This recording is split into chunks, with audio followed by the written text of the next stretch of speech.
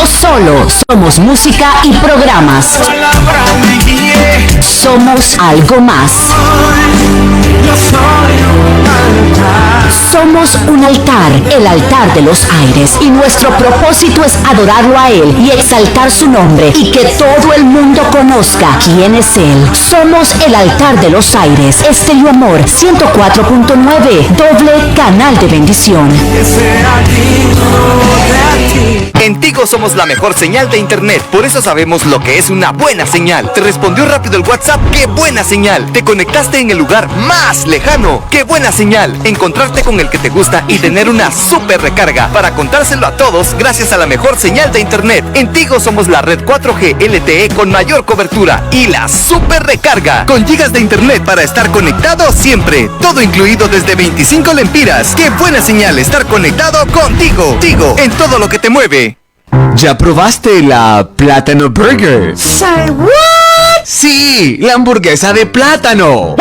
Donde en lugar de pan se sirve con tostones de plátano. Prueba ya la original e inigualable Plátano Burger, solo en Maduritos. Además de todo nuestro menú de creaciones originales Maduritos y lo tradicional: chuletas, costillas, camarones empanizados, chicken fingers, bandejas de tajadas con fajitas. Y los domingos, deliciosas sopitas. Búscanos en Facebook como Maduritos o llámanos para llegar hasta tu puerta. 32664944. Maduritos, la revolución del plátano. Síguenos en las redes sociales y en nuestras transmisiones a través del Facebook Live y en el canal de YouTube. Solamente búscanos como Estéreo Amor 104.9, doble canal de bendición. Cuando vivimos en el Espíritu, nuestra atmósfera debe ser totalmente diferente. Cuando caminamos lejos de tener una relación con Dios, las atmósferas de los lugares a donde nosotros los movamos nos van a absorber. Pero cuando tu espíritu está conectado al Espíritu de Dios, te vuelves en un transformador de atmósferas.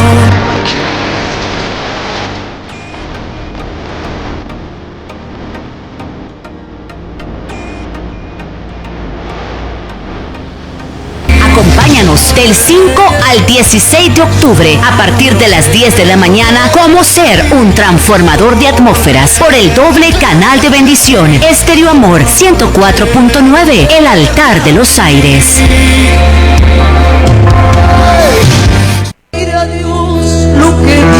Estéreo Amor, amor.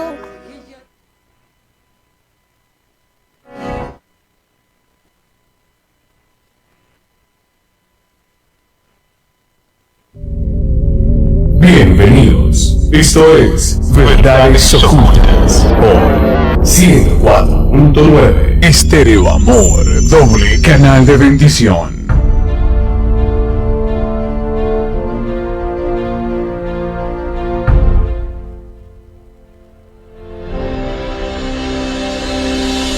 Bien, ahora sí.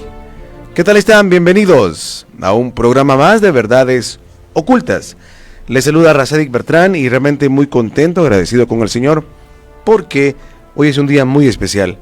Especial porque veníamos anunciando que Frederick Goodman iba a estar en Honduras, y el IVA hoy ya no corresponde porque ya está entre nosotros, y realmente es una bendición que hoy podamos compartir con él. Ahora sí, ya estamos también saludando a quienes nos acompañan a través del Facebook Live.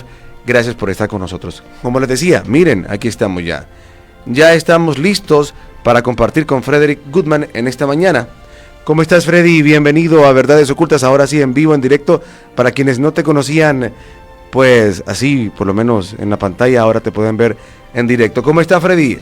Bienvenido a Honduras. Muy bien, muy contento. Permítame, vamos a ver. Ok, ahora sí, ¿habla? Muy bien. Listo, y muy listo. contento de estar en Honduras, un país que ha estado... Las expectativas que tenía, la verdad que las ha superado. Muy bonito país. ¿Sí? Y personas muy cálidas y muy amables, con carisma, con calor humano, y me han sorprendido. Qué bueno, gracias a Dios, la verdad que sí, qué bueno. Qué lindo, la verdad, poder tenerte entre nosotros ya. Vienes a acompañarnos aquí en Honduras para realizar una serie de enseñanzas que se van a estar transmitiendo a partir de hoy a las 7 de la noche aquí en la radio. Y ¿cómo se llama? Agradecido con el Señor por eso. Creo que vamos a tener más adelante oportunidad de platicar un poco más de tu vida, pero hoy en Verdades Ocultas vamos a darle continuidad a lo que nos compete, el programa como tal. Así que bienvenidos a ustedes también, gracias por estar con nosotros y vamos a arrancar con este programa de hoy. Veníamos conversando, Freddy, te mostraba un mensaje porque quiero plantear cuál es la motivación del programa de hoy. Pareciese una continuación de lo que platicamos la semana pasada en relación a la adoración. Como que fuese una continuidad de esto. Te comentaba que la semana pasada alguien me manda un mensaje revelándome un sueño que tuvo y donde dice que, o una visión, no recuerdo qué era, pero que dice ella que le decía el Señor, predica del judaísmo.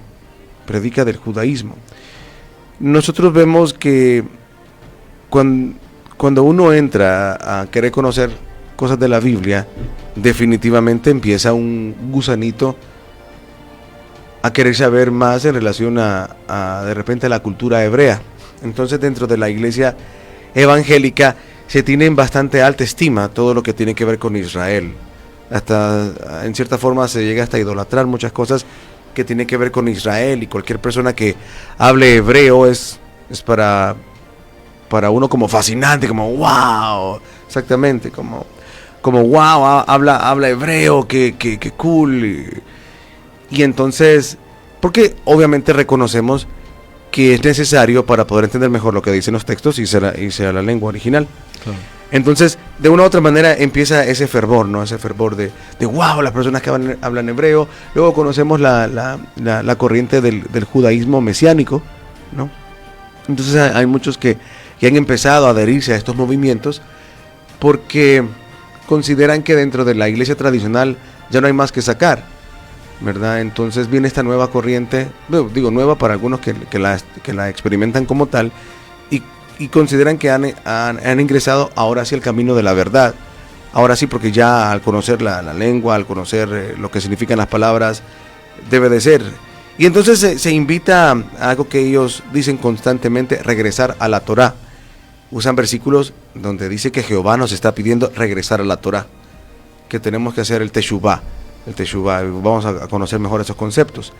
Y entonces vemos esa particularidad en las iglesias donde empezamos a ver un montón de simbología en las decoraciones, ¿verdad? Que se sustentan en estos símbolos hebreos de la tradición hebrea, ¿no? De andar de repente hasta en alguna indumentaria, ¿no?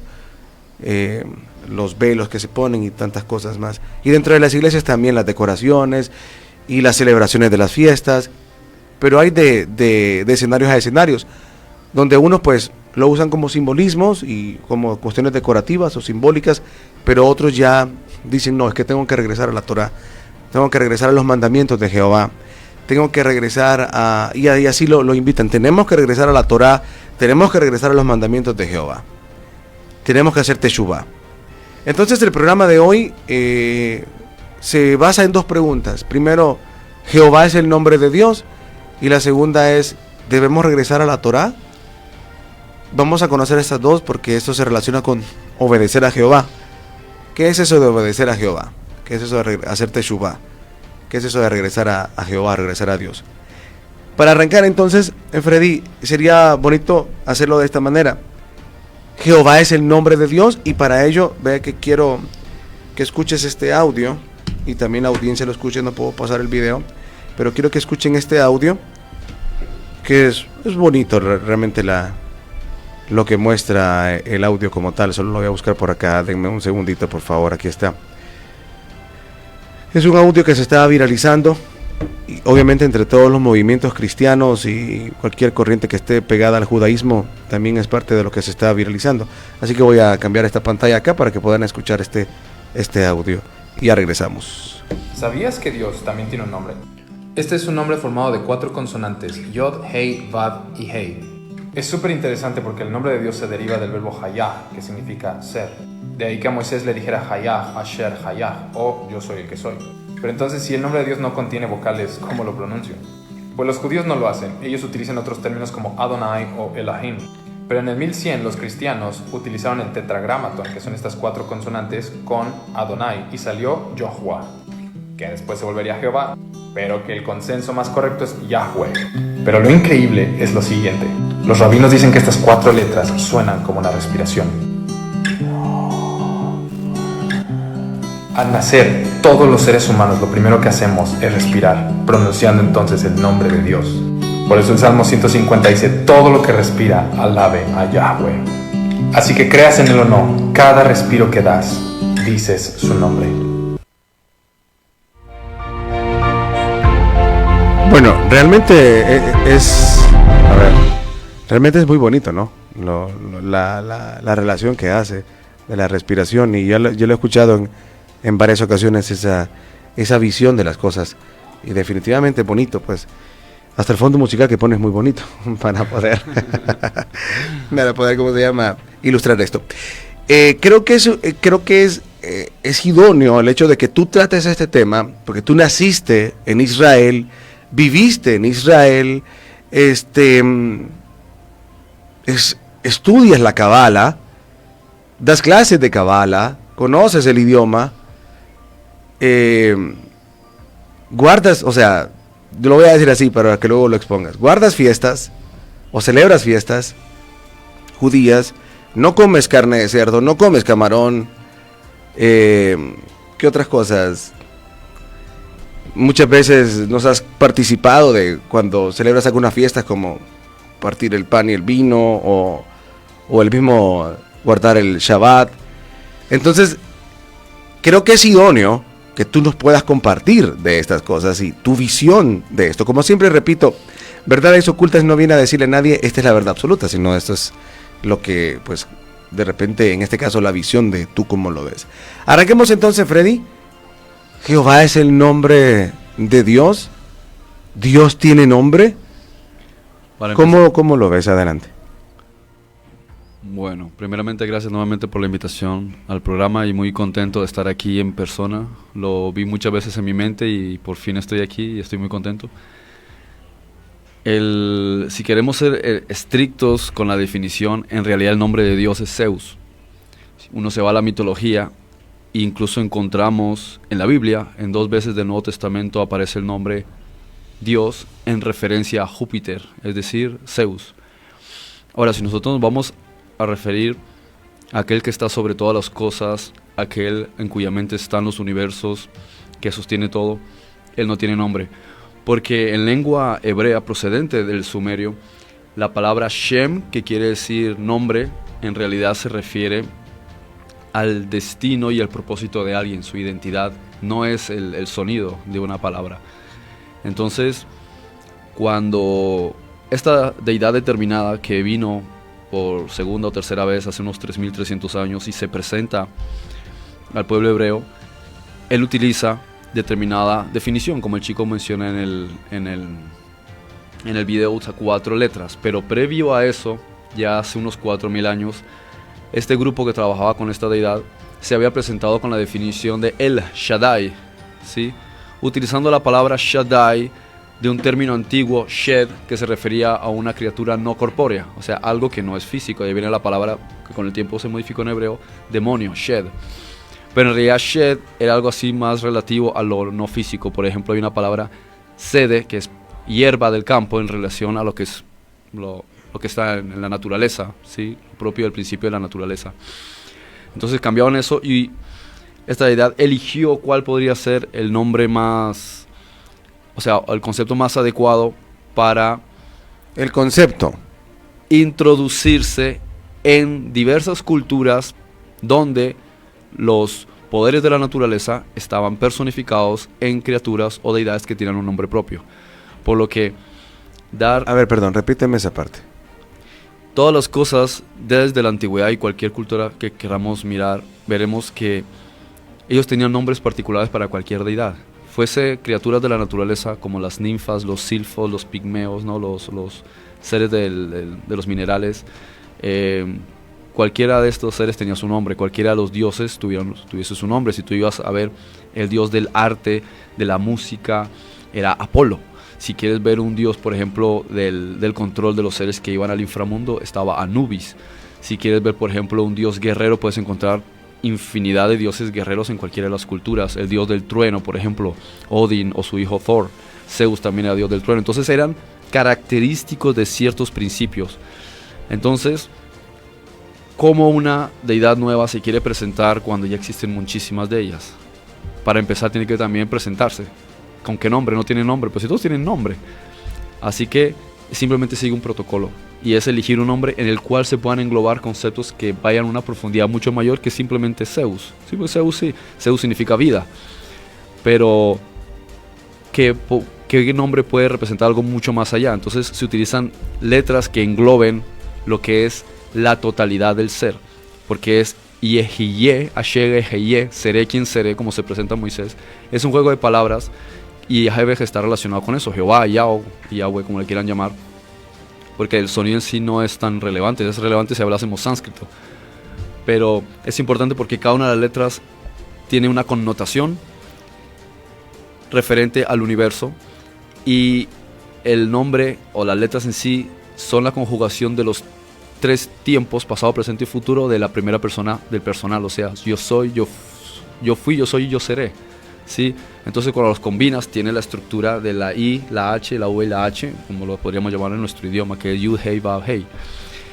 Y al ser 4 también representa a la humanidad, porque si uno se va a los textos hebreos se encuentra que dice, habla algunas veces de los 4 ángulos de la tierra y otras veces habla de los 4 ángulos del cielo, y cada uno de esos ángulos no es ángulo en el sentido, de una curvatura, no es un ángulo en ese sentido, porque dice la tierra está soportada por 4 ángulos. Entonces se piensa que es que la tierra, algunos piensan que es que la tierra está suspendida en el espacio y hay un soporte debajo con 4 ángulos que la aguantan. Es una cuestión figurativa, no es que los 4 ángulos la agarren desde abajo o desde dentro, que hay unos pilares que la aguantan, están desde afuera. Están en la constelación de Leo, desde Regulus. Hay ciertas estrellas en cada una de las 4 constelaciones principales que se dividen 3 en 3. Que sirven como de columna. Esto... Sí, como tensores, llamémosle, vaya, algo que lo está sosteniendo. Sí, definir esto es ya entrar en astronomía y esto es otro nivel, ¿no? Tendríamos que dedicar por lo menos 3 programas a hablar de eso. Pero hay una profundidad enorme. Está en la cultura maya y azteca los colores básicos que ellos tenían, que son los mismos colores que están en el cuerpo humano. Sí, el rojo, el amarillo, el negro y el blanco. Sí, la combinación de esos colores. También encontramos los 4. Los elementos, fuego, tierra, agua y aire. O sea, cualquier cosa que queramos ver respecto a la estructura del ser, ahí está. Cuando dice el hombre fue creado del polvo de la tierra, y no dice polvo, ¿sí? Se refiere a la estructura del feldespato, la estructura del mundo, que es los elementos de la tierra. El hombre tiene los 4 elementos en sí. Y lo mismo vemos a Adán, ¿sí? Porque como en griego era Adam, lo encuentras que son las siglas de los 4 ángulos, de la rosa de los vientos, el norte, el este, el sur y el oeste, que era Adán, de la A, de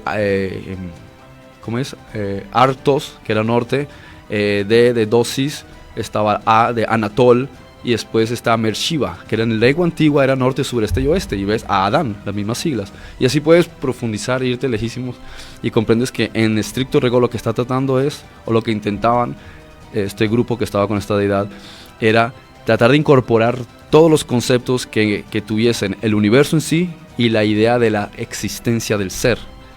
Y cuando te vas a Yahweh y encuentras una conexión con Adán, te das cuenta que simplemente Adán está representando una percepción física, mientras Yahweh está presentando una percepción no física.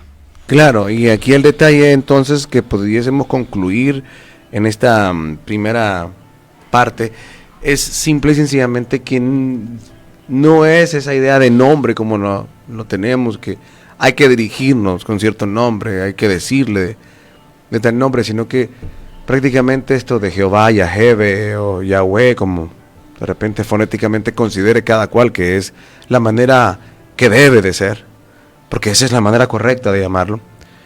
Eso no es lo importante, es un concepto, es una idea, es como decirnos, como Felipe, el Evangelio de Felipe lo dice, o sea, no es un nombre, sino que es algo que lo abarca todo, es algo que está más allá de lo que los dioses significaban para los antiguos en aquel momento, rasgos característicos, ¿okay? o funciones, o operaciones, o dominios en específico Exacto. de ciertas cosas, Entonces, no. esa era su intención, buscar Desde- un nombre que lo englobase todo. Por ejemplo, cuando se vino a traducir Yahweh al griego, o Yahweh al griego, se encontró un dilema, y es que no lo podías incorporar en el idioma griego, porque el griego no tiene la H como tal. O sea, tiene la letra H, pero la pronunciación o la estructura fonética no existía. Entonces utilizaron las siglas Yao, lo cual es lo mismo, porque sigue teniendo el mismo trasfondo, porque Yao son las siglas del significado de I, que es el universo, A, el inicio, y O, el final, es decir, el principio y el final del universo o del tiempo. Lo que conocemos como alfa y omega. Sí, pero exacto, Alfa y Omega, pero falta la I, Claro, que es Iota, que representa el universo. O sea, el universo tuvo un principio y tendrá un final, o sea que el Dios que representa la totalidad del tiempo y del espacio. Correcto, entonces regresamos a comprender que Dios no es que Jehová no es el nombre de Dios y que Dios no es el nombre de Dios, porque Dios no tiene nombre.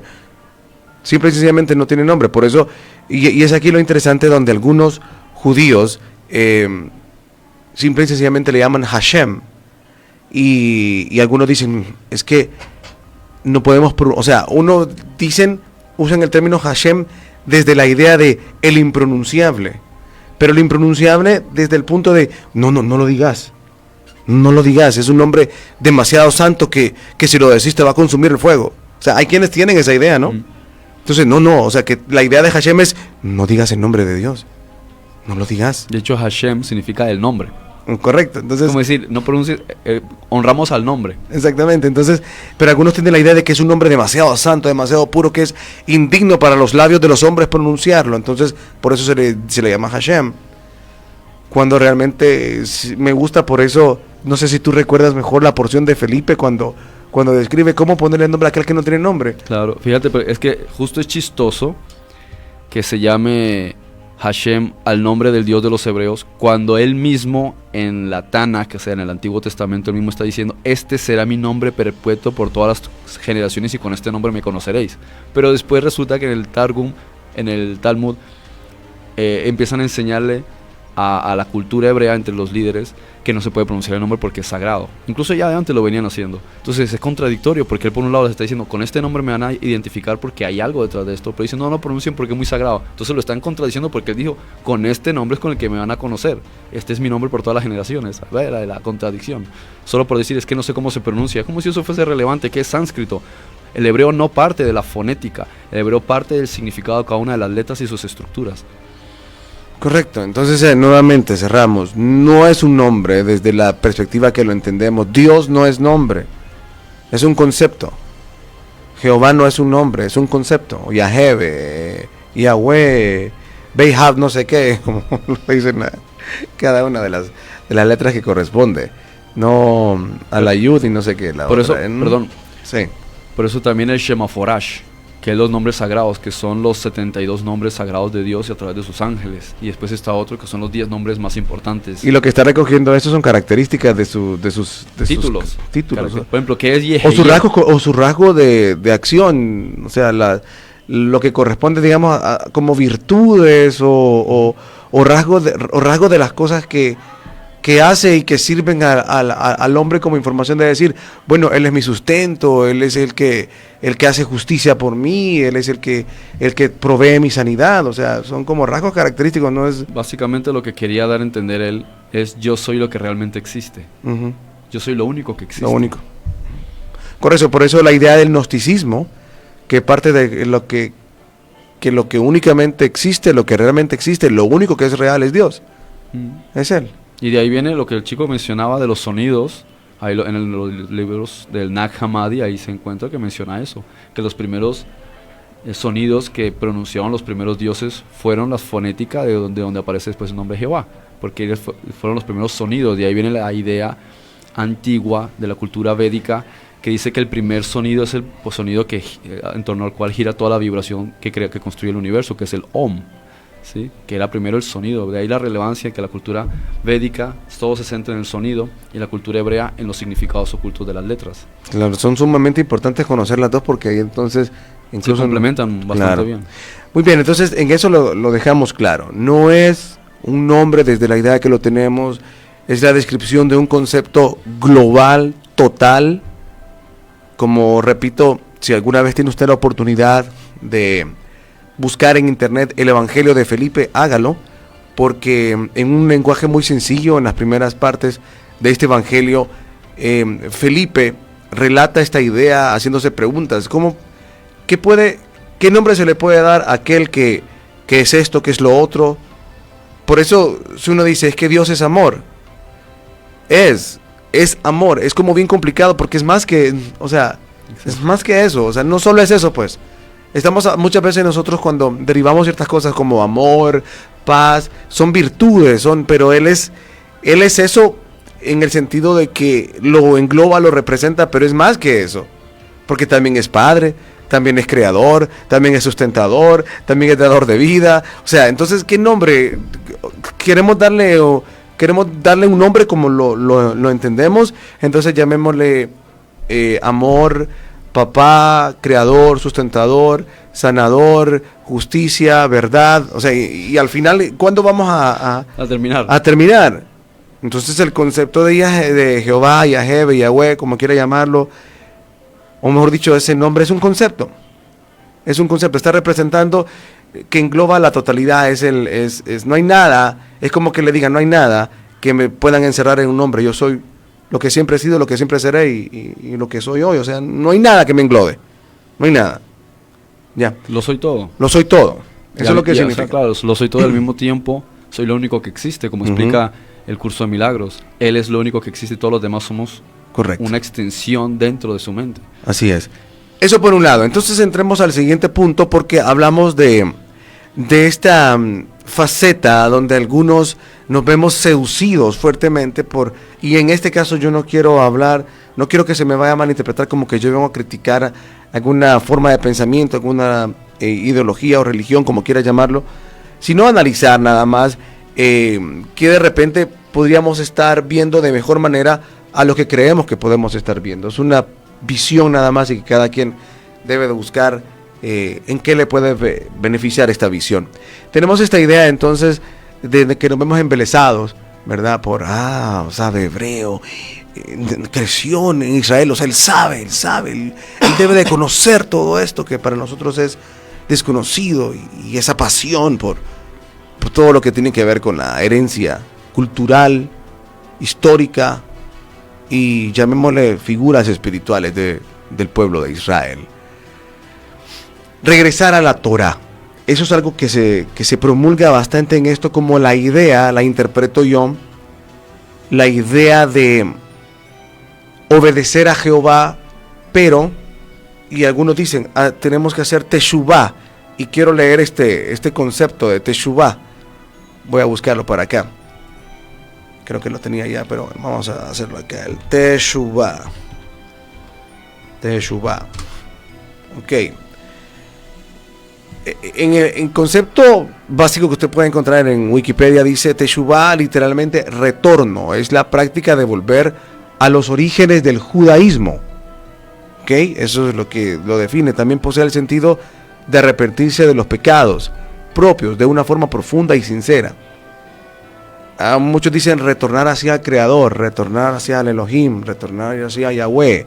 De hecho, perdona, pero en la mitología hitita, Zeus es llamado Tashub, o sea, el dios al que tienes que volver. Interesante, Zeus es llamado Tashub. Cuando dices Zeus es llamado como Tashub en en la mitología de esta civilización que no corresponde a una civilización hebrea, no sé cómo formular la pregunta, pero ¿qué quiere decir con el hecho de que Zeus es llamado en tal civilización de tal manera? Porque yo cuando me dices eso, yo interpreto como que Zeus también fue ese mismo dios que se le presentó a los griegos, fue el mismo dios que se le presentó a los hititas. Zeus fue muy popular en la cultura antigua, pero cada cultura le conocía de una manera diferente. ¿Pero por qué interpretas que es el mismo? Eso es lo que yo quiero que... Mitología comparativa. Mira las características de cada uno de los dioses, lo que han hecho sus hijos, sus padres, sus hermanos, sus poderes, por así decirlo, su influencia, y encuentras que es exactamente lo mismo. Igual que haces un enlace entre Zeus y Enlil, y te das cuenta de que Zeus tenía un panteón de 12 deidades o olímpicos, y encuentras que Enlil tenía una organización de dioses de 12 olímpicos, y el mismo patrón lo puedes encontrar en diferentes culturas. Los egipcios, por ejemplo, integraron la idea del dios Amón, el dios Amón, y cuando analizas a Amón, su padre tiene las mismas características que tiene el padre de Zeus, su hijo tiene las mismas características que Zeus. Vas a la cultura de la India y miras a a Indra, y ves las mismas características de sus padres, sus hijos, sus hermanos.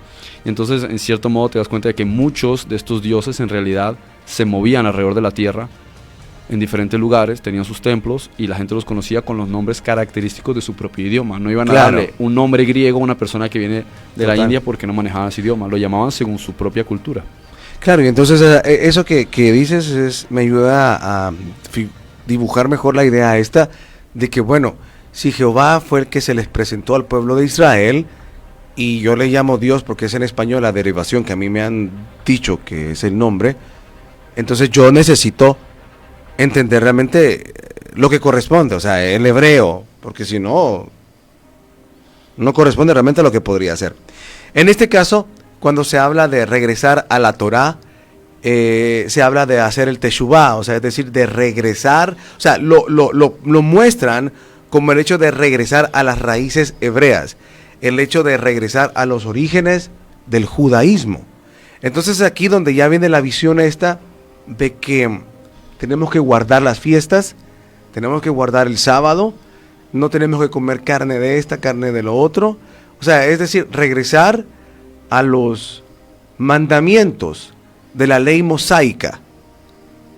Eso es lo que, por lo menos yo interpreto, que pareciese que fuese la idea que quieren promulgar con regresar al teshuvá, con hacer teshuvá. Entonces aquí, tú no comes carne de cerdo, tú no comes camarón. Bueno, soy vegano. Sí, sos vegano, ok, perfecto. Entonces, igual, tú no, a veces nos has compartido que celebras el Shabbat, y aquí la pregunta es, esta idea de regresar al judaísmo, ¿es realmente lo que Jehová está pidiendo? Esta idea de hacer la teshuvá es algo que nosotros, ¿cómo deberíamos de verlo? Según tu interpretación de las cosas, ¿tenemos que realmente volver a la obediencia de esos mandamientos? ¿Por qué hoy se promulga eso, crees tú? Y estamos en desobediencia cuando no guardamos el sábado como tal, es decir, cuando no el sábado trabajamos o hacemos alguna actividad. Alrededor del año 62 se realizó lo que se denomina el primer concilio de Jerusalén, o el primer concilio de la iglesia, por así decirlo, o del cristianismo. Y en esta iglesia, en este debate, se discutieron este tipo de cuestiones, porque también se estaba poniendo en perspectiva lo que Pablo estaba enseñando, Saulo, ¿no? Shaul. Los judíos que habían sido discípulos de Yeshua, de Jesús, tenían opiniones en discrepancia de lo que estaba enseñando Saulo, ¿no? De Pablo. Entonces estaban discutiendo sobre qué se supone que tenían que plantear a los goim, a los no judíos respecto del cristianismo, porque a través de lo que ocurrió con Cornelio, y si no mal no recuerdo, creo que se llamaba Cornelio. Sí, cuando Pedro tuvo la visión de los animales, que él no se esperaba que los gentiles fuesen a ser integrados en el plan de ellos. Ellos tenían una cuestión completamente nacionalista de la salvación. Entonces ahora se quedan como un poco contrariados diciendo, ¿y ahora qué les planteamos a ellos? Entonces discutieron ese tema y llegaron a la conclusión de que no tenía sentido volver a tomar todos esos preceptos, 603 ordenanzas en su totalidad, casi 1000, si sumas cada detalle, e imponérselo también a los gentiles, porque si para ellos mismos eso fue una carga tan agotadora, ¿por qué se lo van a imponer? Y cuando uno va a los patriarcas se da cuenta de que antes de entrar a Egipto, o los primeros años que estaban en Egipto, el patriarca Jacob les dice: no será quitado el cetro de Judá ni el legislador de entre sus pies hasta que venga Shiloh. Lo que les estaba diciendo, estaban profetizando que a través del linaje de Judá iba a venir una monarquía, y a través del la ascendencia levítica o sacerdotal. Me gusta mucho por el tipo de programa que hoy estamos tocando, que utilices mucho palabras en hebreo y luego usando su traducción. Me parece genial porque eso va a tener un contexto que realmente quien está hablando es una persona que conoce esto y no es alguien que, es decir, perdón por esta interrupción, espero que no te robe mucho la idea, pero una de las cosas que uno wow, cuando escucha a un judío mesiánico o lo que promueve esta visión de regresar a la Torá, es cuando empieza a usar esas palabras, ¿no? En hebreo. Entonces me parece una buena forma para que quede bien sentado que quien está hablando sí conoce de lo que está hablando en ese sentido. Sí, y lo ideal es que diga la palabra y explique de qué se trata, porque si no la gente cree que le estás metiendo una idea en donde tú presumes de que sabes, pero nadie te está entendiendo. Sí, yo te hablo chino, presumo que sé chino, pero si nadie entiende chino, ¿en qué resulta de edificación? Entonces, vamos a decirlo tal como es, porque Jesús no es el nombre de este personaje, que es de quien hablamos, es Yeshua o Yehoshua, que fue su nombre de nacimiento, sino que la gente le llamaba Yeshua, porque era más fácil. Pero entonces es decir, él se llama así, pero me refiero a Jesús, porque la gente dirá, ¿quién es Yeshua? Mucha gente no sabe. Entonces, yo prefiero utilizar las dos definiciones, ser lo más posible cercano ahí vamos a hablar de la verdad, pues digamos las cosas como son, ¿no? Pero después vamos a ceñirnos a lo que cada quien está entendiendo, porque aquí o lo decimos para entenderlos o lo decimos para presumir, ¿no? Entonces, esta profecía que está en Bereshit, en Génesis 49:10, incluso, bueno, ya desde un poquito más atrás y un poquito más después del versículo 10, le dice a Judá que va a haber una monarquía, pero va a tener un fin. Y después le dice a Levi que va a haber un sacerdocio, pero también ese sacerdocio va a ser detenido. Y les dice que todo eso es un desarrollo de tiempo que se iba a dar, pero no le da más detalles. Cuando ellos salen de Egipto, entonces se establece primero el sistema sacerdotal aarónico, y con el tiempo, porque ellos presionan por tener un rey, tienen un rey primeramente benjaminita, pero después ya empieza un reinado de Judá, ¿no? Al menos 2-3 reyes fueron de Judá, por lo menos del reino completo. Pero dice que tendrá un final. Entonces dice, no será quitado el cetro del Shevet, es el símbolo del poder. Ellos utilizaban un báculo, no tanto para aguantarse por el agotamiento y caminar, que era lógico que lo usaban, sino que era también símbolo de poder. Por eso cuando lanzan su báculo en Egipto, y los magos, los astrólogos lanzan su báculo, ese símbolo de poder de ellos, su báculo, ¿sí? Como en la magia, la varita, ¿no? Ese es para el símbolo de poder de ellos, ¿sí? Entonces, no será quitado el cetro de Judá hasta que venga Shiloh, y a él se congregarán los pueblos. Pero él no dice, se congregará Israel. Entonces, y aquí empieza a marcar cierta definición que muchos no han parado a ver, que está diciendo que iba a haber un sistema de gobierno hasta que apareciese el Mesías, y a partir de ahí la cosa cambia. Distinto. Y dice, y no será quitado el legislador de entre sus pies. ¿Qué legislador? La ley que iban a recibir 400 años después, porque esto fue antes de que siquiera apareciese Moisés. Entonces, cuando ellos salen, aparece el legislador, que eran todas las ordenanzas, y les dice, esas ordenanzas serán quitadas en el momento que aparezca Shiloh. ¿Por qué? Porque los pueblos se consagrarán a él. Lo que quieren entender es que los pueblos van a consagrarse a él en un sentido de conciencia, no por una ley que se les fue impuesta, porque esta ley tenía una razón de ser, tenía un objetivo. Era un objetivo que cuidaba leyes, o sea, que cuidaba la higiene de un pueblo que no tenía agua corriente ni papel higiénico. Un pueblo que tenía una dieta muy amplia en la cultura egipcia, y ahora iban a vivir en lugares donde la alimentación no iba a corresponder con su acervo étnico, no iba a corresponder con las facilidades de higiene que podían tener, y por encima de todo que no era saludable para la digestión, para la longevidad o para la salud. Y después leyes que tienen que ver con conceptos litúrgicos relativos a símbolos del arquetipo, PNL, o sea, programación neurolingüística. Y después, por otro lado, ya otras cuestiones más entendibles como orden público, ¿sí? O sea, dice, tú tendrás aquí tus piedras y con esto limitarás de tu pueblo. ¿Quién hace eso? Para decir, has cruzado mi ahora te voy a apedrear. Esas cosas no se hacen. De hecho, nadie puede aplicar la ley de Moisés hoy día. Pero se entendía que eso era para evitar conflictos. Se caerá tu animal en tal sitio y no lo recogerás en Shabbat. Y empieza toda una serie de normas que te das cuenta de que cuando tienes sentido común, coherencia, lógica, utilizas la razón, todas esas cosas quedan obsoletas. Por eso, en su momento, conocemos esta experiencia, cierta o no, donde un rico le dice al Señor, a Jesús, a Yeshua, ¿qué haré para heredar el Olamim, la vida eterna? Y él le dice, haz esto y esto y esto. Le habla solo de 6 mandamientos. No le dijo cumple las 613 ordenanzas de Moisés, tampoco le dijo cumple los 10 mandamientos, le dijo 6, porque todo el resto ya se cumplían por sentido común. Era algo que ya la persona, llegados a ese punto que habían pasado 1500 años de desarrollo hebreo, en la cultura hebrea, ya muchas cosas las tenían integradas, no hacía falta seguir con eso. Por eso cuando se le presenta la idea de la ley de Moisés a los gentiles, ellos llegan a la conclusión de que, mire, simplemente absténganse de fornicación, de comer cosas ahogadas, de esto y aquello, y ya está, porque lo demás es que es coherente. Aparte, si el Espíritu Santo quiere trabajar directamente con las personas, ya no hace falta que ellos tengan que ceñirse a cosas que eran necesarias en su momento, si ellos ya tienen a ese Espíritu Santo trabajando dentro de ellos, ¿no? Entonces aquí ya muchas cosas quedan obsoletas por sentido común. No obstante, nadie discutió la ley de Dios y de prójimo, que son las tablas de la ley, nadie las discute. Sin embargo, sí, Jesús se les da una interpretación un poco más adecuada. Por eso él dice, oísteis que fue dicho, mas yo os digo. Él no está diciendo, Moisés estaba mintiendo, Masha estaba mintiendo, no. Él estaba explicando una cosa, el asunto es la interpretación. Todas las interpretaciones se llevan al nivel de la forma, no se llevan al nivel de la mente. Ese es el gran problema.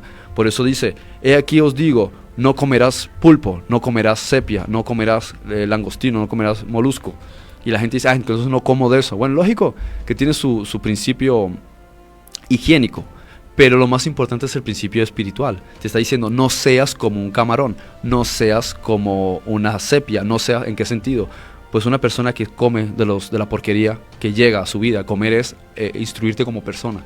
Y así vas viendo cada uno de los animales que les dicen, no seas así, no seas asá. Igual cuando le dice, no comas águila. Comer en la palabra hebrea, lejol, es un cognado del mismo concepto de la palabra yehol, que es ser. Entonces no seas un águila, en el sentido de que el águila y el halcón vuelan por encima de todas las aves y cuando menos bien piensas, seas ave o seas serpiente, cualquier animal, ellos caen desde arriba y no los ves venir.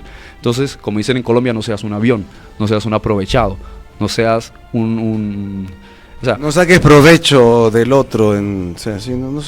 No seas como determinados animales. Fíjate que aquí esto que comentas me ayuda a poner en conciencia el siguiente elemento, y es dentro de la percepción general del cristianismo, cuando se habla de algún texto que no está incluido dentro del canon oficial, ya la gente se le eriza los pelos, porque se forma la idea que las personas que se han abierto a conocer y a leer y a estudiar de textos que han sido excluidos del canon oficial, piensan que ya uno está desmeritando lo que dice la Biblia, ¿verdad? Como tal, y entonces ya no cree en ella. Hay comentarios que a veces me dicen, es cierto, es que para vos la Biblia no es la palabra de Dios, tenés razón, por eso opinas eso. Pero si nosotros entendiésemos, imagínate que dentro de el canon oficial de la Biblia tuviésemos el libro Epístola de Bernabé. ¿Qué pasaría hoy?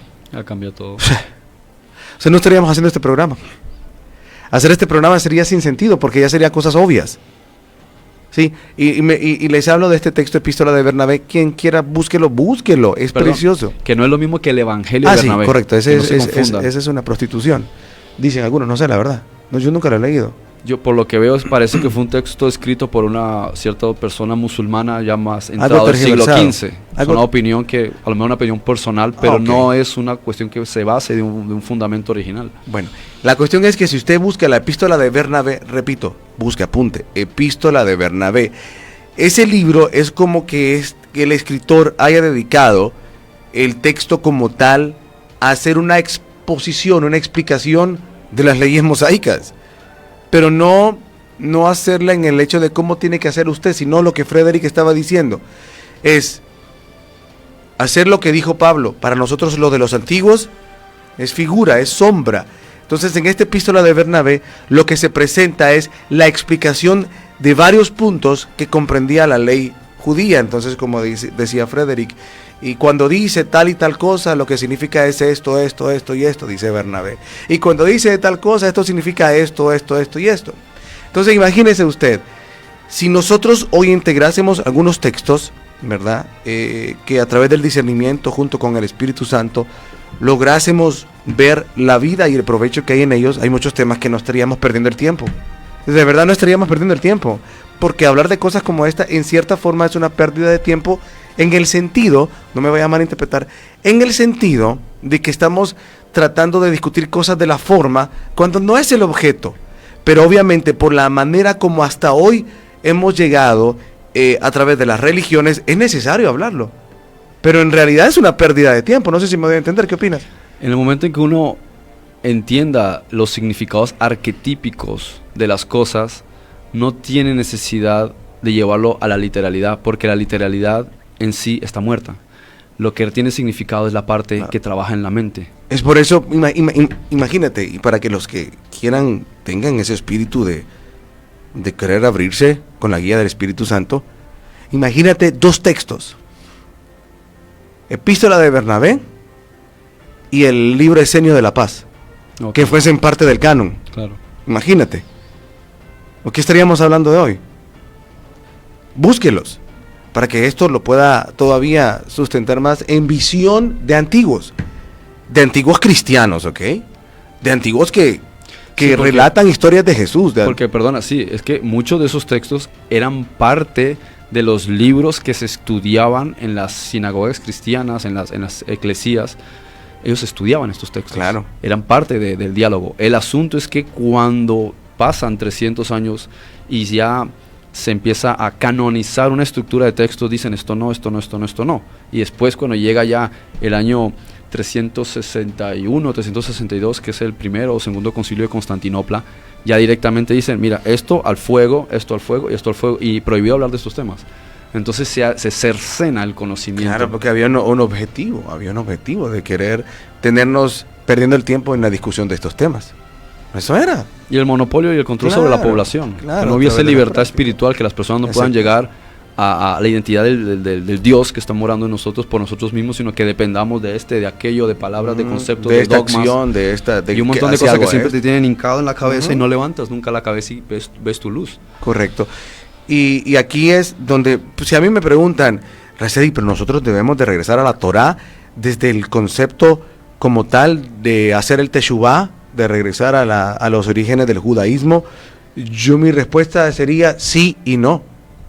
Sí, de la forma correcta, no exactamente, en el sentido literal. Exactamente, no en el sentido literal, pero sí si entiendes los símbolos, sí si entiendes qué significa eso.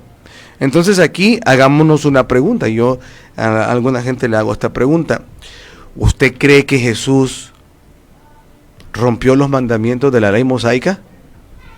Y mucha gente se queda como pensando un rato. Hay unos que me dicen de inmediato, no, nunca la rompió. Otros me dicen, bueno, sí. Y cuando algunos me dicen, no, que nunca la rompió, entonces yo les digo, ¿y entonces por qué sanó en sábado? ¿Por qué Jesús sanó en sábado? Porque yo te voy a decir algo, veámoslo desde el punto de vista de qué es lo que es un médico. ¿Cuál es la función de un médico? Sanar. Sanar. Ayudar. Correcto, pero en este caso sanar, ¿no? Sí, obviamente ayuda, pero como oficio, como tarea, como labor, como asignación, como ejecución, como trabajo. ¿Cuál es el trabajo de un médico? Sanar, sí. Sanar. Es a lo que se dedica, claro, es su profesión. ¿Y qué hizo Jesús? Sanó. Perdón, hizo no es trabajo. Le trabajó un médico. Correcto. Y no es el médico de médicos, decimos en la iglesia cristiana. Entonces Jesús, pregunto, ¿quebró la ley judía? Sí, la quebró. La quebró desde el concepto mal interpretado de la literalidad y no del fondo. Claro. Porque él cura. Él hace una tarea o no hizo una tarea. Claro, o sea, él está incumpliendo la ley literal, pero está cumpliendo la ley espiritual. Exacto. Eso es el punto. Ese es el punto de lo que yo quisiera en esta mañana aterrizar con todo esto. De que si alguien me pregunta a mí, ¿debemos regresar a la Torá? ¿Debemos de hacer teshuvá? Sí, pero desde el sentido espiritual de las cosas, desde el sentido real, que es el fondo, no la forma. Porque repito, Jesús quebró la ley. Sí la quebró, señores, desde la idea de cómo los judíos, por eso es que fue perseguido, pues si no, o sea, de balde pues lo querían matar, pues. Sí que sí la quebró, y en varias ocasiones de acuerdo a la percepción de cómo tenía que ser. Pero como dices, no la quiebra, es decir, Recedik, ¿Jesús quebró la ley judía? Sí y no. Sí la quebró desde la visión de los judíos, no la quebró desde la verdad absoluta. desde la conciencia. Porque aquí entonces donde entramos nuevamente y te pregunto, ¿qué es la Torah? Claro, Torah es una palabra que quiere decir aquello que es luz, o aquello que provee luz, de la palabra or, ¿sí? Ta'or, aquello que da luz. De ahí viene la mala interpretación de la palabra tarot, ¿no? Ta'or. Entonces, Torah se ha interpretado que quiere decir ley, ¿sí? Pero en realidad la palabra no es ley. Ley en hebreo es huk, y esa palabra no suele aparecer casi nunca en el Antiguo Testamento. Torah no es ley, Torah es doctrina. Por eso en el texto de Mateo de Baal Shem Tov, que era de la apologética entre judíos y cristianos en su tiempo, él habla de Jesús y dice, mira la Togat que él enseña, la doctrina que le está enseñando, su sistema de creencias, su sistema filosófico, ¿sí? Entonces, partimos de decir que Torah, en el sentido de la luz, es la enseñanza o lo que se está aportando, ¿sí? Entonces, cambia mucho el hablar de que cada maestro tiene su propio sistema de creencias y enseña este sistema de creencias a decir que es una ley, ¿sí? Porque en el ámbito de la ley de Moisés había 3 secciones distintas. Una era una ley inamovible, que eran los 10 mandamientos, después venían normas y preceptos, y se extendían en muchos ámbitos. Entonces una norma es distinta a una ley y un precepto es una especie de disciplina. Entonces hay que saber diferenciar. Es como decir que una norma es diferente a una Carmen. Una norma. Sí, ¿no? Claro. Sí. Exacto. Entonces hay palabras que a nivel del jurismo, a nivel legal, tienen un peso y otras no. Entonces hay leyes que dicen, esto es una ley, un decreto, y esto es un planteamiento social, que si te paras a pensar, los apedreaban porque exageraban, porque en realidad había diferentes tipos de leyes, solamente habían 10 leyes que fuesen estrictas, y aún así esas leyes tampoco se interpretaban de la manera adecuada, ¿sí? Ahora, Torah, si uno lo compara con otros manuscritos y otras traducciones, encuentra que la forma más adecuada de entenderlo en el ámbito de la mente era el logos. Por eso en otra parte decía, en el principio fue el logos, y el logos estaba con Dios, y el logos fue Dios. Eso es lo mismo que la Torah, ¿sí? Por eso en los textos esenios decían sobre el gran maestro de justicia, decía, porque no quebrarás el logos, ¿sí? Porque seguirás el logos de Dios.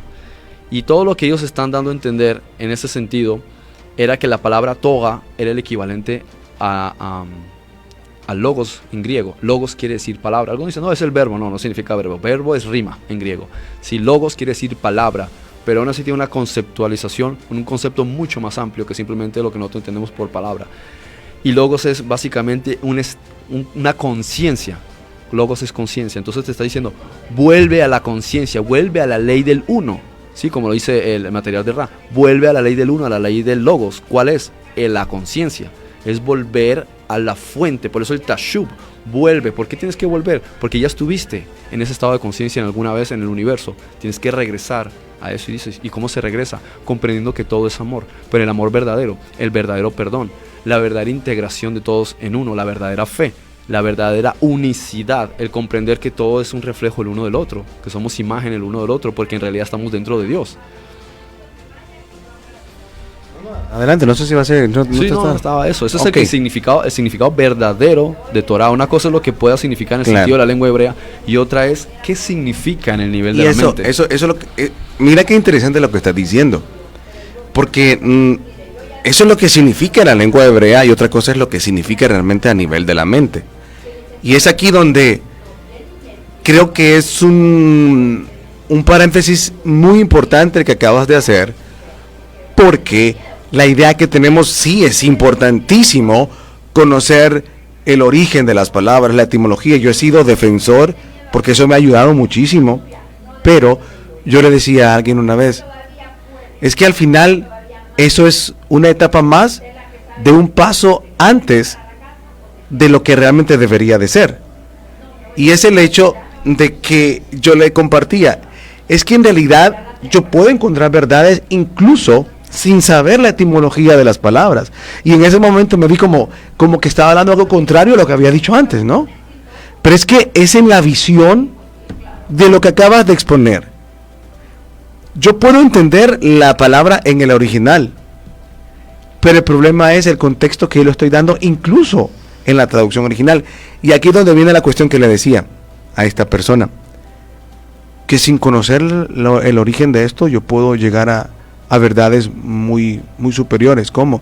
A través de la visión del amor, a través de la visión de la conciencia, lo que estás diciendo, a nivel de texto, a nivel de etimología de palabra, a través de lo que significa, da esto. Pero que eso le pega, le impregna a tu corazón. Que eso es lo importante, porque yo puedo ver la letra, significa tal, sí, pero a tu corazón, ¿cómo lo traduces? ¿Me explico? La letra me dice esto, pero a tu corazón, ¿qué le traduce eso? Ese es el significado de las fiestas. Ese es el significado de todas esas cosas. Las celebras, ¿por qué? Porque de esa manera siempre te estás acordando del simbolismo y te estás acordando lo que te quiere evocar. Es como en un Pesaj, una Pascua, donde se hacen las ¿cómo se dice? Las alajot, las charlas de fábula inspiradas en la historia de Moisés, o literalmente la historia de Moisés, o otras cosas, ¿no? Para los niños, pero los adultos participan. Entonces siempre les está recordando, la historia les está recordando. Da igual si la historia es literal o es metafórica, lo que importa es cómo marca la persona. Es correcto. Te pondrás una velita y otra velita y el pan y el vino, pero no es que el vino tenga en sí algún poder. Es como cuando la gente dice que la Biblia es sagrada y está el poder de Dios. Lánzala de un tercer piso a ver si vuela, o si se defiende por sí misma si lo clavas con un cuchillo. Entonces no tiene ni siquiera poder, es un pedazo de papel.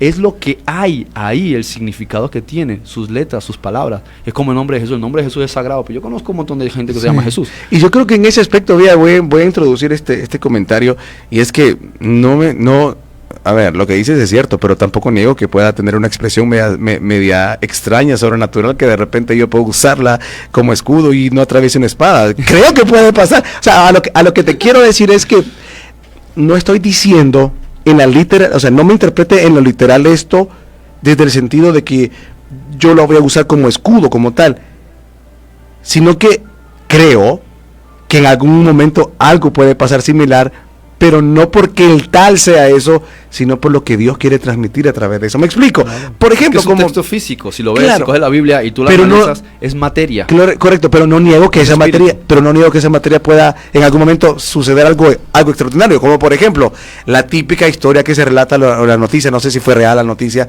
pero no me extrañaría si hubiese sido real. Es más, es linda, donde relatan aquella historia de los jóvenes que iban en un carro, y entonces como que despreciaron la Biblia, la tiraron en el baúl, y que no sé qué, con la palabra de Dios tuvieron un accidente, el carro se quemó, pero la Biblia quedó intacta.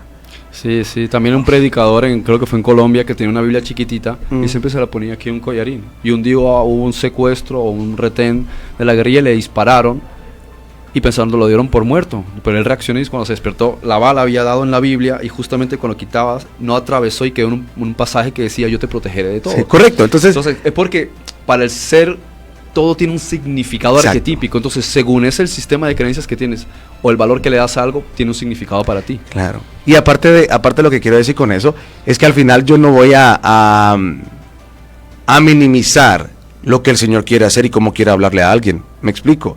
O sea, si de repente, con el ejemplo que dices, el Señor lo que estaba tratando de manifestarle a los demás es un mensaje en concreto, pues obvio. O sea, lo que yo quiero decir es que no niego que realmente las cosas puedan tener algo de sobrenatural, pero no en esa idea de reverencia idolátrica, sino que hay cosas que pueden suceder según la voluntad de Dios, según lo que Dios quiere manifestar. Correcto. Por eso se suele decir, las cosas son el significado que tú les des.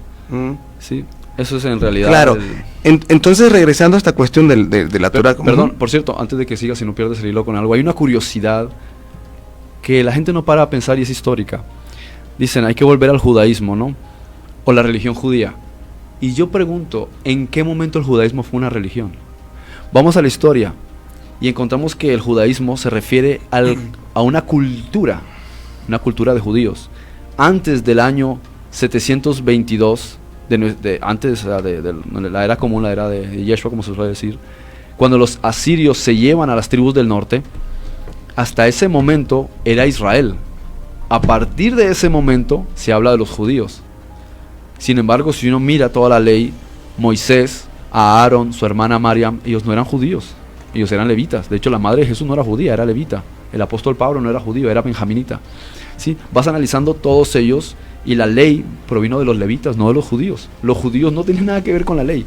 Los judíos fue porque sobrevivieron o sobrevivimos después de que Asurbanipal o Sargon II toman el reino del norte y se lo llevan a Nínive, Claro. o sea, a Mosul, pero entonces quedan los judíos. Los judíos resguardan algo que no les competía, le competía a los levitas. Los levitas fueron los que escribieron los textos, los guardaron y a partir de ahí se fueron guardando. Pero en realidad, los que vinieron después, los profetas, eran judíos. Sin embargo, todo empezó fue con los levitas. En consecuencia, era un sistema de ¿cómo se dice? Teocrático. Un sistema teocrático, o sea, el sistema filosófico de que el gobierno era dirigido por un dios. Después, que era gobernado por un rey, cuando empieza el reinado de Saúl. Pero hasta entonces era un sistema teocrático.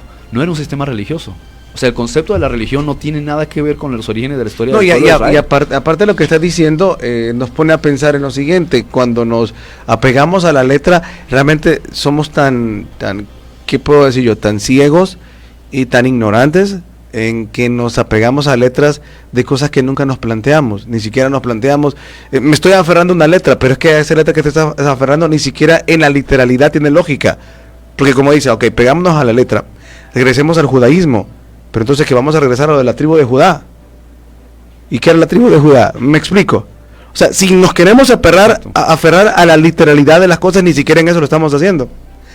Entonces, aquí la cuestión es comprender, como Pablo decía, para nosotros lo de los antiguos es sombra, ¿verdad? O sea, entender que había un propósito que se tenía que cumplir por un nivel de conciencia, pero lo que Jesús viene es a abrir una nueva conciencia. Entonces, la cuestión es que no es que aquello queda abolido desde el punto de vista de que no sirve, sino que sirvió en la literalidad por la falta de discernimiento, la falta de conciencia de las personas en ese momento. Pero ahora es tiempo es por eso que yo insisto muchas veces que nosotros vemos a Dios como una lista de cosas para agradarlo. Tengo que ayunar, tengo que dar ofrenda, tengo que ¿cómo se llama? Que diezmar, tengo que honrar al pastor, tengo que obedecer al pastor, tengo que... Y miren aquel montón de tengo. Bueno, ya hice ya hice esta, ya hice esta, ya hice esta. Y empezamos a hacer un checklist. El checklist para agradar a Dios. Y si usted me pregunta, Raceli, entonces me estás diciendo que no tengo que hacer eso. Y es aquí donde yo quisiera, pero de verdad deseo, anhelo en mi corazón que entendamos un principio. Dejemos de ser personas extremistas, de irnos a los extremos. Aprendamos a entender el equilibrio de las cosas. Raceli, ¿tengo que hacer esto? Sí. ¿Cuál es mi respuesta? Sí y no. Y la gente le enoja, es que vos nunca tenés una respuesta concreta. Pero es que yo no te puedo decir, sí o no, o sí, solo sí y no solo no. Es que no, Raceli, vos tenés que, blanco es blanco y negro es negro. Es que no se trata de eso. Mira, dice un proverbio que el sabio nunca dice todo lo que sabe, pero sabe todo lo que dice. O sea que cuando las personas están esperando que les des una respuesta empírica, automáticamente por el hecho de buscar una respuesta empírica es que no están entendiendo que las respuestas no son empíricas. Así es. Son holísticas. Así es. Porque sí debo de ofrendar, sí debo de diezmar, sí debo de lo que usted quiera, pero en conciencia, es decir, no porque alguien me dijo, no porque una ley me dice, debe de diezmar, porque si no, entonces te va a faltar tanto en tu casa. Raceli, entonces me estás diciendo que si yo no diezmo es mentira la promesa de la Biblia. No estoy... ¿Ve lo complicado de esto? Hay mucha gente que diezma y tiene una mala economía. Exacto. ¿Cómo lo explicas? Hay cosas que hay que comprender en el trasfondo. Correcto. Entonces, la cuestión no es la práctica como tal, es desde dónde lo está haciendo. Por eso siempre digo, no nos centremos en la forma, centrémonos en el fondo. Si yo voy a diezmar, es una respuesta natural de mi interior, de mi conciencia que me dice, ¿cómo yo no voy a honrar eso? ¿Cómo yo no voy a agradecer que me dieron eso? ¿Cómo yo no voy a estar agradecido con esa palabra que hoy me está abriendo los oídos? Entonces es una respuesta natural. No es que el Señor, como me están diciendo ahí, que yo diezme, que yo ofrende, entonces debo de hacerlo porque ahí está, el Señor me va a liberar a través del diezmo que doy, del pacto, ya viene, se va a romper todo eso. Y yo le digo algo, fíjese que pueda que sí pase, pero no por el acto como tal, o sea, no por la transacción, sino porque usted, al escuchar esa prédica, usted desbloqueó algo en su interior, que logra despojarse y ese principio le ayuda a su mente a ver algo que no estaba viendo. Pero es el desbloqueo en su conciencia que provoca algo. No es, y claro, se manifiesta en una obra, pero es que la obra viene en conciencia, la obra viene en coherencia con una profundidad del interior. No viene a nivel de la forma, no viene a nivel de la transacción. Están diciendo que entonces, si yo pacto, entonces mi novia me regresa. Como yo lo hice en varias ocasiones.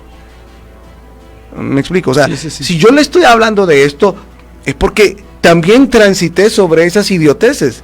Y lo digo idioteces desde el sentido, no del acto como tal, no del acto de honrar una obra, de honrar un maestro, de honrar un profeta, de honrar, no, sino de la idiotez de mi visión de las cosas.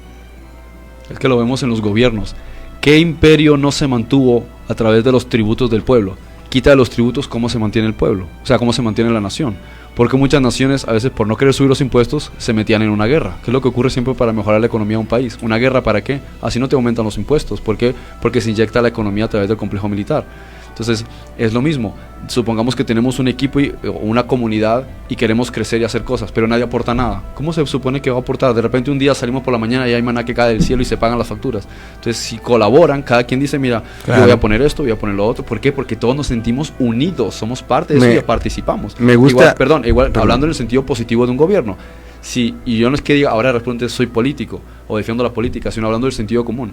Si nadie aportase un impuesto para el gobierno, ¿de dónde sale la policía? El ejército, el sistema médico. O sea que ¿de debe dónde? de ser, claro. Es una cuestión de sentido común. Claro, por eso eso que acabas de comentar me recuerda en la serie de tu gran líder, prócer, libertador de la Gran Colombia.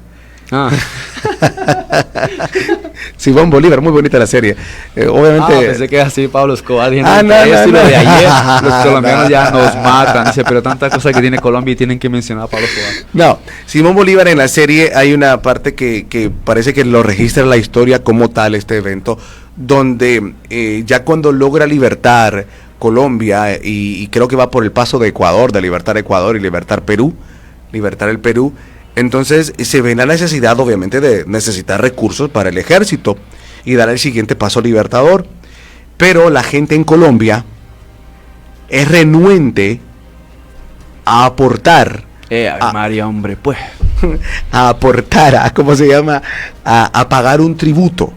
Porque obviamente venían con la idea de que nos van a libertar, entonces ya la opresión que teníamos del impuesto ya no debe de estar. Si ya la corona se va, española, ya no tenemos que seguir dando impuesto. Tributando. Entonces, correcto, entonces ¿cómo es posible que viene viene Simón Bolívar y ahora nos está exigiendo que tenemos que dar tributo? Entonces el pueblo en rebeldía no quiere. Pero vamos a lo mismo, es la idea errada de que no entendemos que no son las cosas como tal, no es la acción, sino es el fondo, para qué se utiliza Claro, algo, igual por qué lo debo de hacer correcto. Igual cuando se abusa y solo se habla de eso, y se habla de eso, parece más bien como una especie de marketing, dinero, pero es que estamos hablando de feo de dinero, vamos a tratar de equilibrar las cosas. El dinero tiene que venir, o las cosas tienen que venir, la prosperidad o el crecimiento y la vida plena como respuesta de la vida que estás teniendo, porque el dinero es solamente un símbolo, es un símbolo. Por eso Pablo dice que él ahora viene a ser esclavo de Cristo. Pero vea qué interesante. Nosotros, como no conocemos a profundidad la palabra Cristo, no entendemos que lo que está diciendo Pablo es que ahora voy a ser esclavo de mi conciencia. ¿Sí? Claro, porque Cristo en realidad en el sentido de la mente se refiere a la conciencia. Correcto, a la conciencia más elevada del ser. Entonces ahora, ¿qué es lo que quiere decir eso? Cuando Pablo menciona eso, que ahora Pablo va a buscar a sujetarse, a discernir las cosas en un nivel tan profundo, donde va a dejar a un lado la motivación de su ego y va a sujetarse a lo que la conciencia realmente dicta, a lo que realmente es bueno, es sano, es profundo.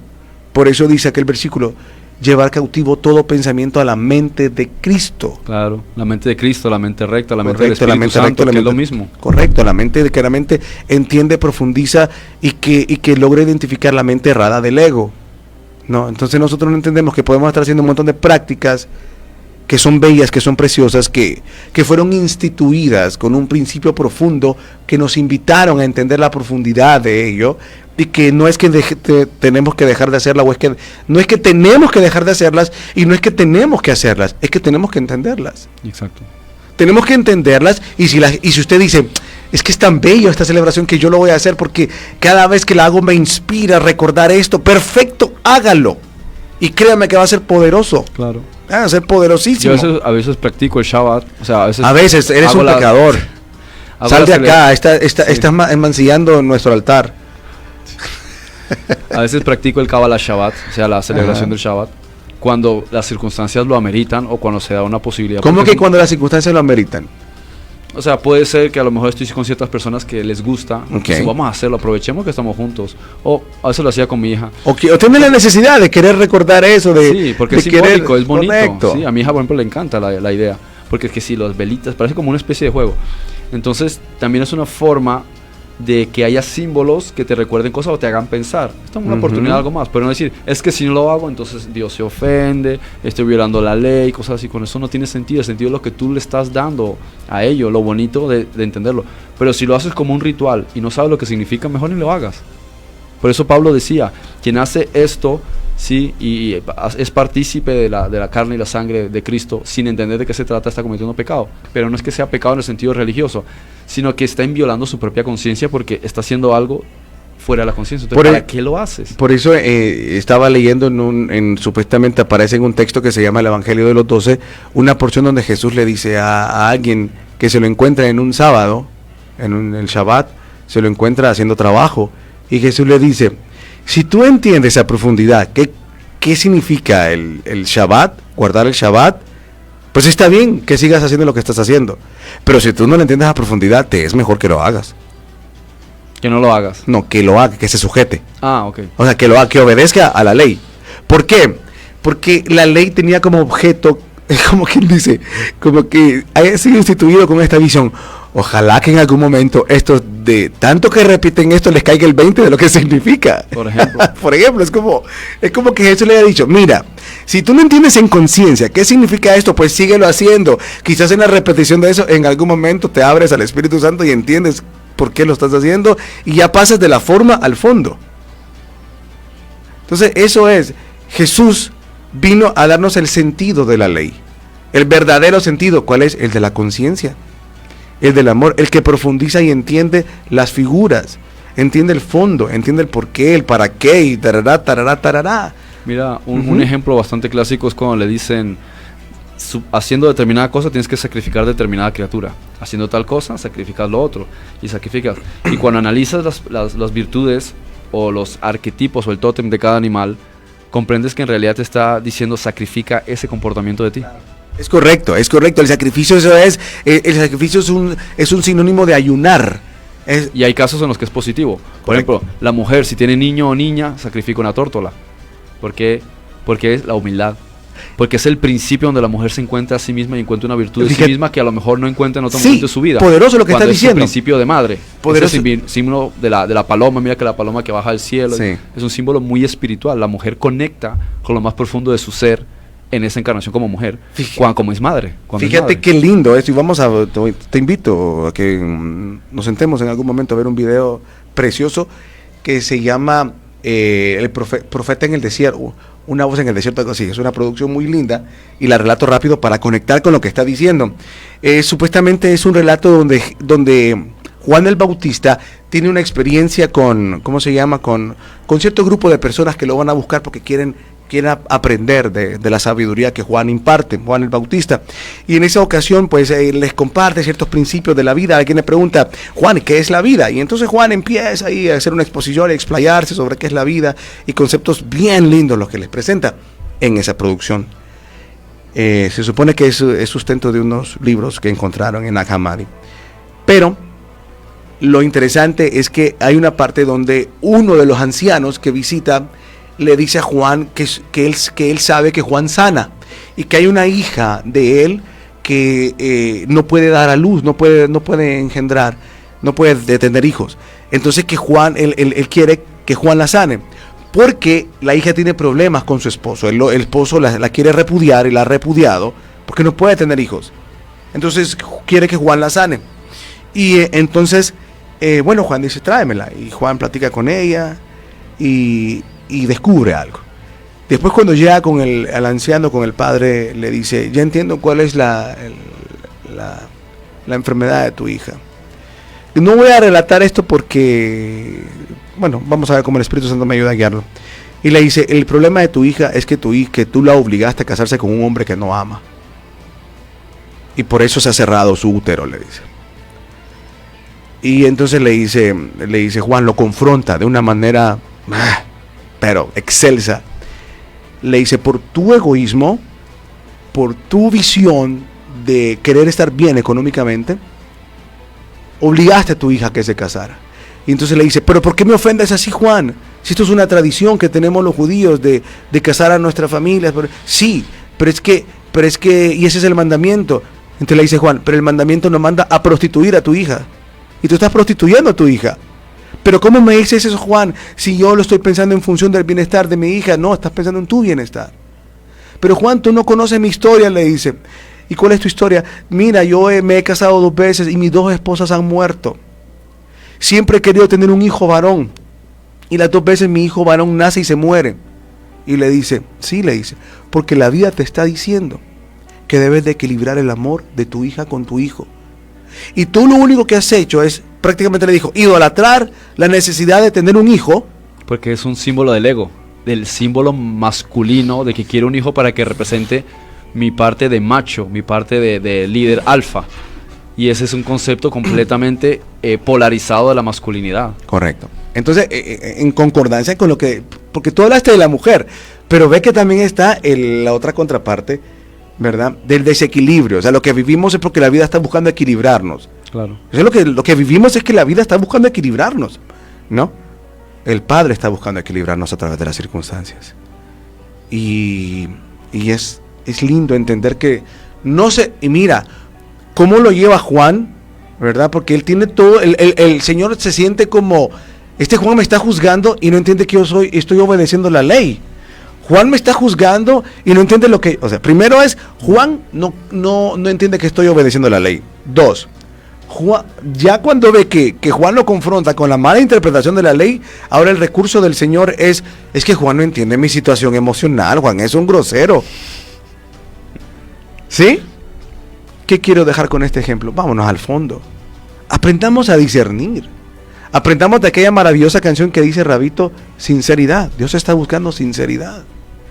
Que tengamos la capacidad de profundizar. Por eso bien dice el verso, engañoso es el corazón. Porque lo cubrimos de un montón de cosas. No es que yo estoy obedeciendo a Dios. No es que yo estoy... ¿Cómo es posible que me vaya mal si yo estoy sirviendo a Dios? Claro, que ahí está el dilema del ego. Siempre está el dilema del ego. Correcto. Me recordaste ahora el caso de la hija de Pedro, que ella estaba postrada en el suelo y le preguntaban, Pedro, tú sanas a todo el mundo, pero ¿por qué no sanas a tu propia hija? Y él básicamente, parafraseando lo que da a entender el vocabulario de nosotros hoy día, es, si yo lo hiciera es porque estoy alimentando mi ego, porque ella tiene su propia experiencia en lo que está viviendo y yo lo haría solamente por quedar bien yo, para no cargar con esta experiencia como ha sido. Entonces ella tiene que su propia experiencia, yo lo estoy viviendo de mi manera. Entonces no puedes comparar todos los casos de la misma forma. Sí, por eso, correcto.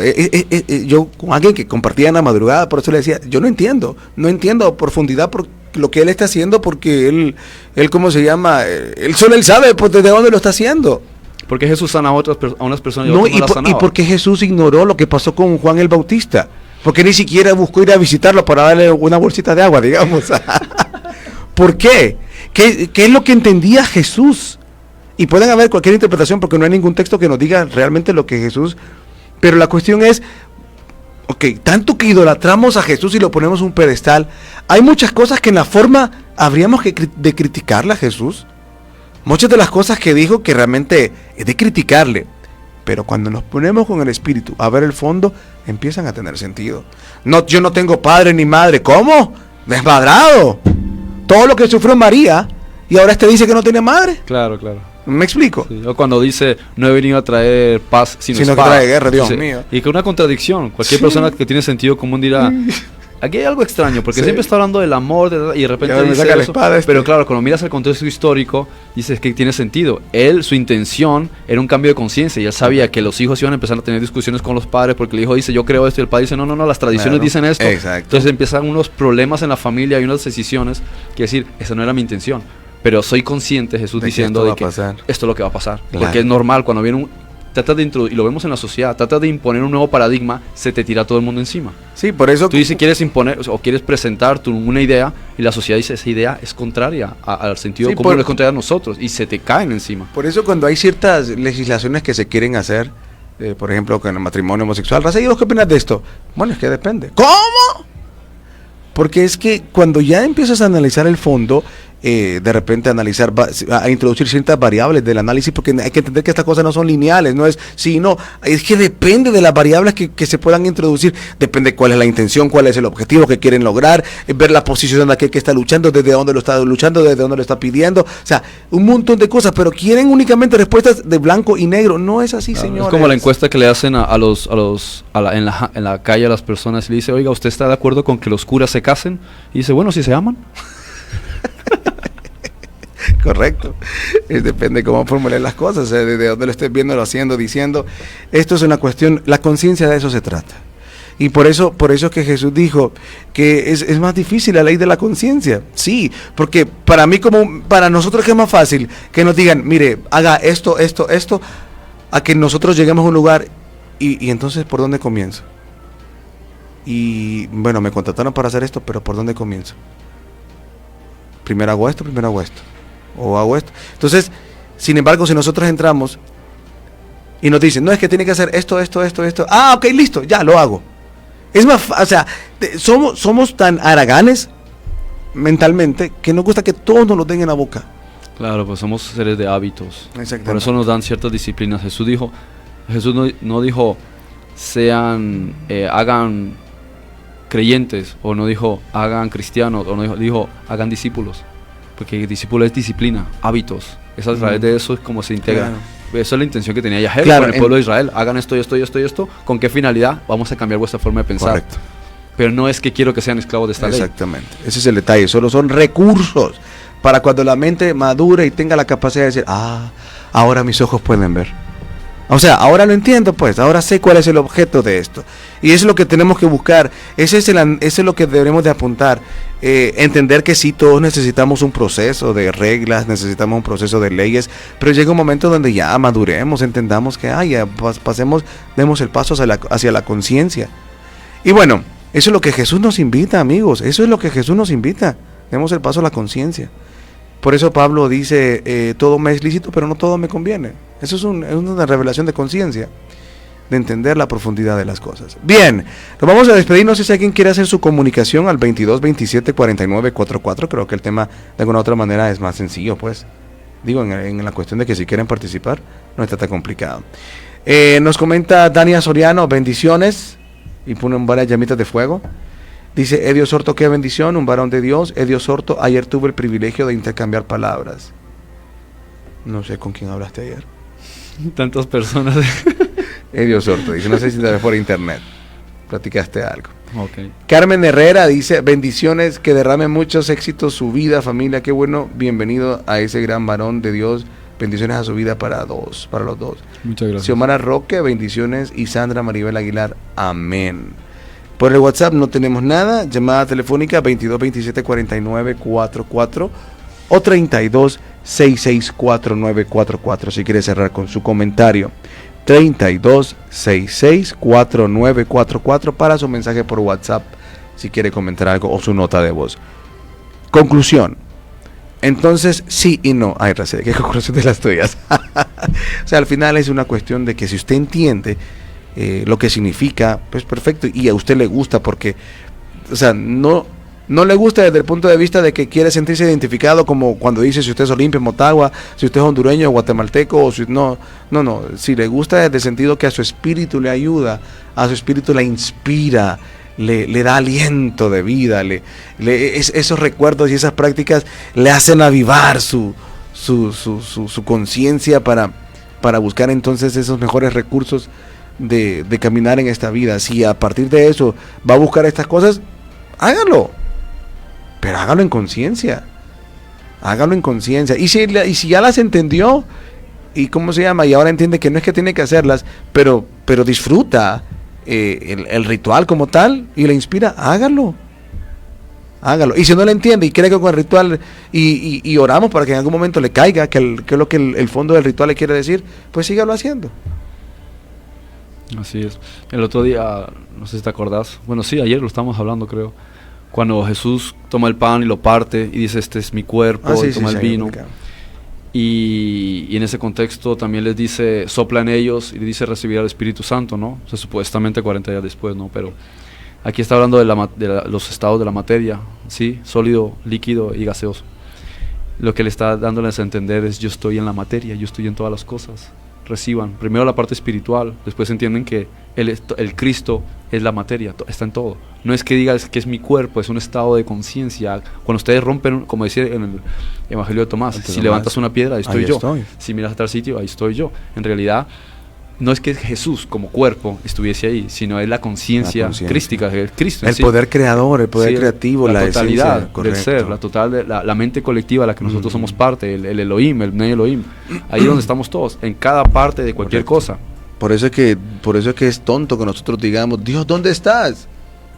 Y es aquí donde sí, yo sé que hay muchas religiones que tienen prácticas que son tanto diferentes a lo que nosotros conocemos, y que quizás las hacen tergiversadas, ¿no? Pero en el fondo realmente son muy coherentes. Religiones que tienen en demasiada alta estima, según su visión de las cosas, a los animales, o reverencia a animales, o reverencia a plantas, a árboles, qué sé yo. O sea, es decir, en la forma como lo están haciendo puede ser idiota, pero en el fondo, si lo entendiesen realmente, ya desde la conexión espiritual, desde el hecho de entender que Dios lo impregna todo, y esa reverencia la quitan de la idolatría que lo están haciendo, es súper bueno. El problema es, vamos a lo mismo, la forma o el fondo. Bien, nos vamos entonces. Frederick, tus palabras finales para el programa de hoy. Invitar a que estén pendientes a partir de las 7 de la noche. No sé qué más decir. Ok, no, gracias, digo yo. Gracias. Porque te escucharon, pues, sí, te dedicaron tiempo. Y que no me lanzaron piedras. Sí, la señora estaba cocinando y se le quemó el huevo y estaba oyendo, pues, o sea. Eso es sí. de admirar. Claro. Nos vamos, gracias por acompañarnos. Será hasta el próximo lunes en Verdades Ocultas. Veremos si en el transcurso de la semana tenemos alguna intervención. Me gustaría hacer un programa únicamente dedicado a tu vida, como una biografía que nos compartas, como tu testimonio. Vamos a ver si en esta semana buscamos un espacio o en los días que vengan. Por hoy, Verdades Ocultas, gracias por acompañarnos. Será entonces hasta el próximo lunes como tal en Verdades Ocultas. En la semana, como les digo, hoy a partir de las 7 de la noche iniciamos una serie de conferencias sobre el final de los tiempos en la visión que Frederick tiene para compartir a quienes nos van a acompañar también a través de las redes sociales y a través de la radio. Gracias por acompañarnos entonces. Hasta el próximo lunes en Verdades Ocultas. Y aquí nada, voy a hacer un cambio porque ya me estoy despidiendo. Gracias.